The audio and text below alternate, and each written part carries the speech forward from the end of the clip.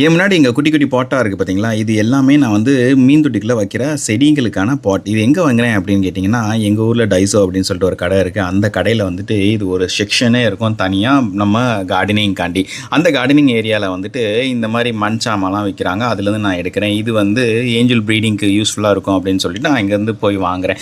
வாங்கிட்டு வந்ததுக்கப்புறம் நான் என்ன பண்ணுவேன், வீட்டுக்கு வந்தோனே நல்லா அத கழுவிருவேன். கழுவுனதுக்கப்புறம் ஒரு தண்ணிக்குள்ள போட்டு ஊற வச்சுருவேன். ஊற வச்சதுக்கப்புறம் அதில இருக்கிற அந்த அந்த பேட் கெமிக்கல்ஸ் ஏதாவது இருந்துச்சுன்னா அது வந்து வெளியே போயிடும் அப்படிங்கிற ஒரு நம்பிக்கை. அதுக்கப்புறம் நீங்கள் பார்த்தீங்கன்னா உங்களுக்கே தெரியும், நம்மளோட அக்வாரியம் பிளான்ஸ்லாம் வந்துட்டு கடையில் வாங்கினோம்னா ஒரு பிளாஸ்டிக் பாட்டில் போட்டு கொடுப்பாங்க. அதை நீங்கள் அப்படியே வச்சிங்க அப்படின்னா அந்த ரூட்ஸ்லாம் வந்து அழுகிரும். அதனால் என்ன பண்ணுவேன், இந்த மாதிரி குட்டி பாட்டில் வந்து நான் ரீப்ளான் பண்ணிடுவேன். ரீப்ளான் பண்ணுறப்ப அக்வாரியம் சாயில் தான் நான் யூஸ் பண்ணுவேன் அதுக்கு.